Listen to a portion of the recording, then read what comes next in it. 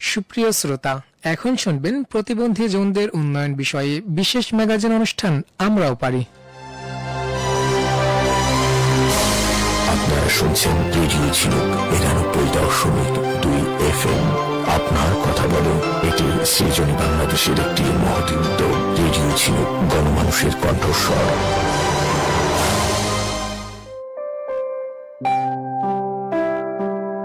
কাছে দূরে যে যেখান থেকে শুনছেন সকলকে অনেক অনেক প্রীতি ও শুভেচ্ছা জানিয়ে শুরু করছি রেডিও ঝিনুকের প্রতিবন্ধী জনদের জন্য বিশেষ ম্যাগাজিন অনুষ্ঠান আমরাও পারি। এবং অনুষ্ঠানটি প্রচারিত হচ্ছে জাতিসংঘের শিক্ষা, বিজ্ঞান ও সংস্কৃতি সংস্থা ইউনেস্কোর আর্থিক সহযোগিতায় গণমাধ্যম বিষয়ক উন্নয়ন প্রতিষ্ঠান সমষ্টি কর্তৃক বাস্তবায়িত গণমাধ্যমে প্রতিবন্ধী সমতা শীর্ষক প্রকল্পের সৌজন্যে। আর আজকের অনুষ্ঠানের বিষয় নির্ধারণ করা হয়েছে রেডিও অনুষ্ঠানের মাধ্যমে প্রতিবন্ধীদের উন্নয়নে, তাদের অধিকার, সমতা এবং ক্ষমতায়ন নিশ্চিতকরণে জনসচেতনতা বাড়ানো এবং সংশ্লিষ্ট অংশীজনদের ভূমিকা জোরালোকরণ বিষয়ে। আর বন্ধুরা, আপনাদের পুরোটা সময় জুড়ে থাকবো আমি মিরাজ হোসাইন এবং আমি সাথী খাতুন।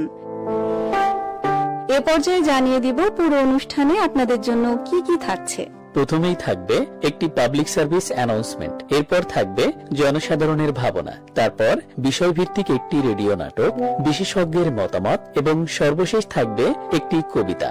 মিরাজ, আমরা তো অনেক কথাই বললাম, তাহলে অনুষ্ঠান শুরু করব কখন? সাথে অনুষ্ঠান তো শুরু হয়েই গেছে। আচ্ছা, আর কথা বাড়াচ্ছি না, চলো অনুষ্ঠানের শুরুতেই একটি পিএসএ শুনে আসি।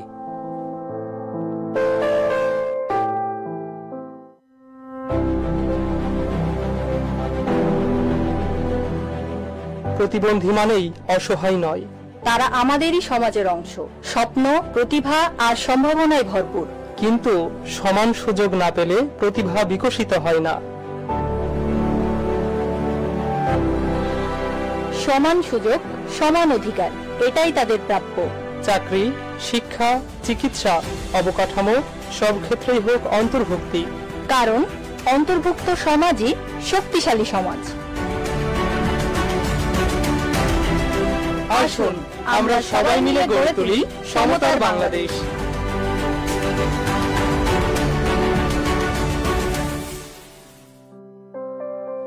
শ্রোতা, প্রতিবন্ধীদের আমরা অনেকেই সমাজের বোঝা মনে করি, কিন্তু আসলেই প্রতিবন্ধীরা আমাদের সমাজের বোঝা নয়। সঠিক পরিচর্যা ও বেড়ে ওঠার সুবর্ণ সুযোগ পেলে তারাও একটা সময় আমাদের মতো স্বাভাবিক জীবনযাপন করতে পারবে, রাখতে পারবে সমাজে অনেক গুরুত্বপূর্ণ ভূমিকা। তাই তো প্রতিবন্ধীদেরকে আমরা ভালোবেসে বলি সুবর্ণ নাগরিক। তুমি একদম ঠিক বলেছ মিরাজ। আসলেই আমাদের সমাজের মানুষ কতটুকু প্রতিবন্ধীদের সুরক্ষা, সমতা ও ক্ষমতায়ন নিয়ে ভাবছে তা জানা দরকার। আর এই জন্যই তো আমরা এখন শুনবো সাধারণ মানুষের মতামত। তাহলে দেরি কেন, চলো শুনে আসি। প্রতিবন্ধী মানুষের জন্য সমান সুযোগ শুধু মানবিক দায়িত্ব নয়, এটা একটি ন্যায়সঙ্গত সমাজের সত্য। কর্মক্ষেত্রে আমরা যদি তাদের দক্ষতা, মেধা, পরিশ্রম, সময় দিয়ে মূল্যায়ন দিই, তাহলে তারা আত্মবিশ্বাসের সাথে কাজ করতে পারবে এবং দেশের উন্নয়নে অবদান রাখতে পারবে। আমরা যে ব্যবসা করি এবং এই ব্যবসাতে একজন প্রতিবন্ধী এই ব্যবসাটা করতে পারে, কারণ তার হাঁটাচলা করতে পারে না এবং সে বসে থেকে সমস্ত কিছু পেয়ে যাচ্ছে, তার মাল আনতে যাওয়া লাগে না। এর জন্য সুবিধাটা তার ভালো, এই জন্য ব্যবসাটা একজন প্রতিবন্ধীর দ্বারা সম্ভব। একজন প্রতিবন্ধী মানুষের জন্য কর্মসংস্থানের ব্যবস্থা রাখা, কোটা বরাদ্দ রাখা, বাইরে চলাচলের জন্য পরিবহন গুলোতে যাতে ইজি তারা মুভ করতে পারে সেই রকম সিঁড়ির ব্যবস্থা করা, সুউচ্চ অট্টালিকায় যদি তাদের কর্মসংস্থানের ব্যবস্থা, সেখানে লিফটের ব্যবস্থা করা। আমাদের মতো দেশের উপযোগী যদিও না, কিন্তু সেখানে আলাদা লেন, রাস্তার ব্যবস্থা করা, যাতে তারা নিরাপদে চলাফেরা করতে পারে, বাইরে যাতে ইজি চলাচল করতে পারে, তাদের প্রতি আমাদের ইতিবাচক দৃষ্টিভঙ্গি থাকতে হবে। রাস্তা পার হচ্ছে, সেখানে আমি একটু সহযোগিতা করতে পারি, একটু হাত ধরে আগাইয়ে দিতে পারি, সে যাতে সহজে একটা জায়গা থেকে আরেকটা জায়গায় মুভ করতে পারে। সেক্ষেত্রে আমাদের ব্যক্তিগতভাবে প্রত্যেকেরই ইন্ডিভিজুয়ালি আমাদের দৃষ্টিভঙ্গি থাকা উচিত যে না, সে প্রতিবন্ধী, তার প্রতি আমাদের সদয় আচরণ থাকা দরকার। প্রিয় শ্রোতা মণ্ডলী, আমাদের সমাজে যে সকল প্রতিবন্ধীরা আছে তাদের অধিকার, সমতা ও ক্ষমতায়ন করার যে অগ্রগতি আছে তা একটি ধারাবাহিক প্রক্রিয়ার মধ্য দিয়ে চলছে। এতে করে বিভিন্ন আইনি কাঠামো, আন্তর্জাতিক সনদ ও সচেতনতামূলক কার্যক্রমের মাধ্যমে এর বাস্তবে রূপ দেওয়ার চেষ্টা চলছে। আর এতে সরকারের পাশাপাশি সাহায্য সহযোগিতা করছে বিভিন্ন বেসরকারি প্রতিষ্ঠান ও সামাজিক সংগঠনগুলো।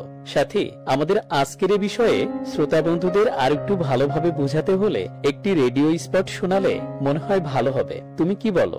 একদম ঠিক বলেছ মিরাজ।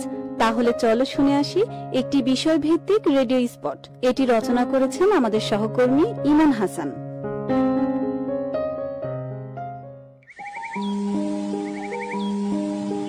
আজ আমার জীবনের বড় একটা দিন, চাকরির ইন্টারভিউ। মাকে কথা দিয়েছি, এবারে চাকরিটা আমাকে অবশ্যই পেতে হবে।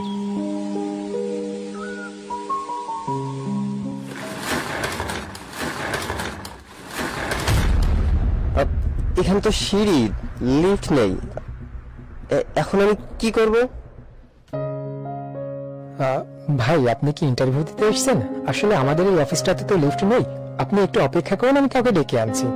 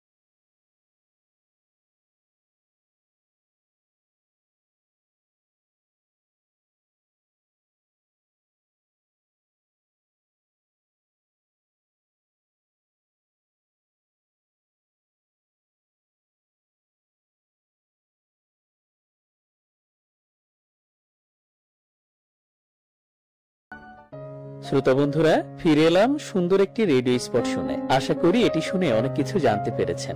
আচ্ছা মিরাজ, তুমি কি বলতে পারবে সমাজে প্রতিবন্ধীদের অধিকার, সমতা, ক্ষমতায়নকে বাস্তবায়ন করতে সবথেকে বিদ্যমান চ্যালেঞ্জগুলো কি কি? তুমি খুব ভালো বলেছো সাথী। তাহলে শোনো, আমাদের সমাজে প্রতিবন্ধীদের অনেক আগেই অধিকার, সমতা ও ক্ষমতায়নকে পুনরুদ্ধার করা যেত। তবে শুধুমাত্র সম্ভব হয়নি। যেমন আমাদের সচেতনতার অভাব, প্রবেশগম্যতার অভাব, কুসংস্কার সহ প্রয়োজনীয় নীতি ও আইনের প্রভাব ইত্যাদি কারণে। তুমি সঠিকই বলেছ। এ সমস্ত কারণেই প্রতিবন্ধীরা এখনো পিছিয়ে আছে। এ ব্যাপারে কি করলে সমস্যার সমাধান পাওয়া যাবে? তাহলে চলো এই সকল সমস্যার সমাধান না হয় আমরা বিশেষজ্ঞের কাছ থেকেই শুনে আসি। স্থানীয় পর্যায়ে প্রতিবন্ধী অধিকার ও সুরক্ষা আইন অনুযায়ী প্রথম পদক্ষেপ হচ্ছে প্রতিবন্ধীকে শনাক্তকরণ। সে প্রতিবন্ধী কিনা এটা শনাক্তকরণের পরে সেই সুবর্ণ নাগরিক হলে তাকে প্রতিবন্ধী ভাতার আওতায় নিয়ে আসা। প্রত্যেক মাসে 900 টাকা করে, আপনারা জানেন। পাশাপাশি প্রতিবন্ধীদেরকে হুইল চেয়ার দেওয়া, দৃষ্টি প্রতিবন্ধী হলে তাকে চশমা দেওয়া বা সাদা ছড়ি দেওয়া, যারা শ্রবণ প্রতিবন্ধী তাদের হচ্ছে যে হিয়ারিং এইড দেওয়া, এই কার্যক্রমগুলো স্থানীয় পর্যায়ে চালু আছে সরকারি মাধ্যমে। জেলা সমাজসেবা অফিস থেকে বর্তমানে প্রতিবন্ধীদের জন্য সেবা হচ্ছে আমাদের জাতীয় সমাজ কল্যাণ পরিষদ থেকে একটা ফান্ড আছে। ওই ফান্ডের এগেনস্টে যদি জেলা উপপরিচালক, জেলা সমাজসেবা কার্যালয় অথবা জেলা প্রশাসক বরাবর আবেদন করলে কিছু আর্থিক সহযোগিতা পাওয়া যায়। এই আর্থিক সমাজ কল্যাণ পরিষদ থেকে এই আর্থিক সহযোগিতাটাই শুধু আছে। প্রতিবন্ধীদের ক্ষেত্রে প্রতিবন্ধী ঋণ আছে, আর বাকিগুলো সব উপজেলা সমাজসেবা কার্যালয়ের মাধ্যমেই। প্রতিবন্ধী ঋণটা উপজেলা সমাজসেবা কার্যালয়ের মাধ্যমেও দেওয়া হয়। অবকাঠামোর আসলে এখন আপনি খেয়াল করে দেখেছেন প্রাইমারি স্কুলগুলো থেকে প্রতিবন্ধীদের যাতায়াতের জন্য র্যাম্প করে দেওয়া হচ্ছে। আস্তে আস্তে নতুন হাই স্কুলগুলোতেও করে দেওয়া হচ্ছে। সব শিক্ষা প্রতিষ্ঠানগুলোতে এগুলো আসলে করে দেওয়া প্রয়োজন আমি মনে করি। প্রত্যেকটা শুধু শিক্ষা প্রতিষ্ঠান না, কর্মক্ষেত্রেও এগুলো করে দেওয়া প্রয়োজন। প্লাস পাশাপাশি প্রতিবন্ধীদেরকে আরো বেশি বেশি কর্মসংস্থানের আওতায় নিয়ে আসতে হবে। যেমন মৃদু এবং মাঝারি প্রতিবন্ধী যারা আছে তারা কিন্তু ইজিলি তাদেরকে প্রশিক্ষণ দিলে সহজভাবেই তারা যে কোনো কর্মসংস্থানের ভিতরে চলে আসতে পারবে এবং এটাতে বাংলাদেশের আয় বাড়বে, মাথাপিছু আয় বাড়বে, দেশের উন্নয়ন হবে, জনগণের উন্নয়ন হবে, সর্বোপরি বাংলাদেশ এগিয়ে যাবে। ধন্যবাদ। নারী প্রতিবন্ধীদের জন্য শিক্ষা এবং অর্থনৈতিক দুইটা বিষয় বললেন, তো শিক্ষা এবং অর্থনৈতিক বিষয়ে শিক্ষাটা আমি বলবো যে তাদের উপযোগী কারিকুলাম যতক্ষণ না আমরা দিতে পারছি ততক্ষণ আসলে তাদের শিক্ষাটা সেই অর্থে মানে যে বিষয়টা আপনি বললেন প্রতিবন্ধী ব্যক্তি এবং প্রতিবন্ধী নারী, মূলত যখন সে প্রতিবন্ধী হচ্ছে তখন সে প্রতিবন্ধী, এবং প্রতিবন্ধী হওয়ার পরে যে যখন সে নারী তখন তার প্রতিবন্ধিতাটা মাত্রাটা অনেক বেড়ে যায়। তো সেই ক্ষেত্রে সামাজিক ভাবে তার গ্রহণযোগ্যতাটাই আসলে থাকে না, পরিবারেও থাকে না, পরিবারের পরে যে সমাজও তাকে সেইভাবে নিতে চায় না, এবং সামাজিক যে কার্যক্রমগুলো আছে, সামাজিক যে বিষয়গুলো থাকে সেখানে তার সম্পৃক্ত হওয়ার সুযোগটাও থাকে অনেক কম। এখন অবশ্য অনেকটাই বৃদ্ধি পেয়েছে যদিও, কিন্তু সেই প্রয়োজনের তুলনায় সেটা কিন্তু খুবই অপ্রতুল। আরেকটা বললেন আপনি যে অর্থনৈতিক বিষয়, যেটা সে অর্থনৈতিক বিষয়ে আসলে তার যে দক্ষতাটা আছে, প্রতিবন্ধী তার একটা বাধা, সেই বাধাটা অতিক্রম করে যে সে যে অর্থনৈতিক ভাবে যে স্বাবলম্বী হবে সেখানে তার দরকার থাকে কিন্তু একটা প্রশিক্ষণ, যে তার দক্ষতা উন্নয়নমূলক প্রশিক্ষণ, সে যে তার প্রতিবন্ধিতার বাইরে যে সক্ষমতাটুকু আছে সেই সক্ষমতাকে কাজে লাগিয়ে সে যেন কিছু ইনকাম করতে পারে। তো সেই প্রশিক্ষণগুলো আসলে আমাদের দেশে খুবই অপ্রতুল, এবং যে প্রশিক্ষণ কেন্দ্রগুলো বাংলাদেশে আছে সেইখানেও কিন্তু প্রতিবন্ধী বান্ধব প্রশিক্ষণগুলো কিন্তু আসলে নাই, যে যাতে করে সে প্রশিক্ষণ পেয়ে যে সে অর্থনৈতিকভাবে সে যে তার অবদানটা রাখবে সেটাও কিন্তু পাচ্ছে না। তো এই বিষয়গুলো আমাদের যে সরকারিভাবে বা বেসরকারিভাবে যে প্রশিক্ষণ কেন্দ্রগুলো আছে এখানে যদি প্রতিবন্ধী বান্ধব করা যায় তাহলে আমার মনে হয় অর্থনৈতিকভাবে তারা ভূমিকা রাখতে পারবে।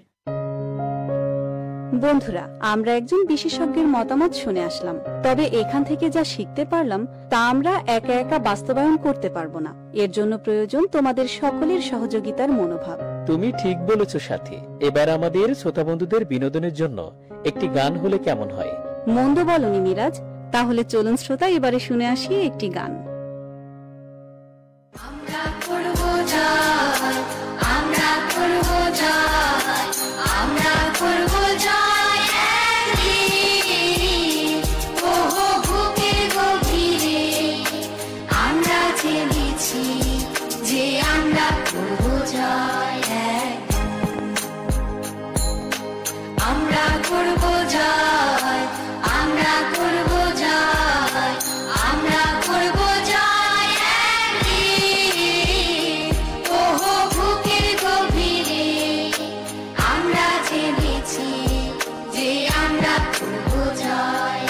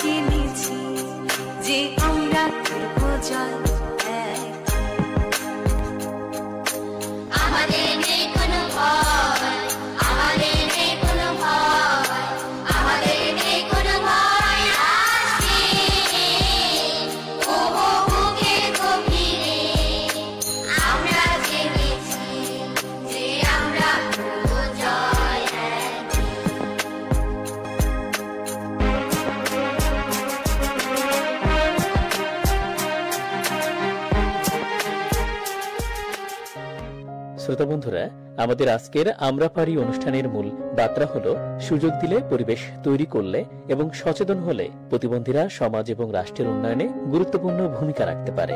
শ্রোতা, আজ এ পর্যন্তই। কথা হবে আগামী দিন ভিন্ন কোনো বিষয় নিয়ে অন্য কোনো অনুষ্ঠানে। সে পর্যন্ত সবাই ভালো থাকবেন, সুস্থ থাকবেন।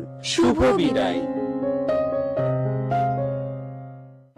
অনুষ্ঠানটি সম্প্রচারিত হল জাতিসংঘের শিক্ষা, বিজ্ঞান ও সংস্কৃতি সংস্থা ইউনেস্কোর আর্থিক সহযোগিতায় গণমাধ্যমে প্রতিবন্ধী সমতা শীর্ষক প্রকল্পের সৌজন্যে। প্রচারে রেডিও ঝিনুক ৯৯.২ FM।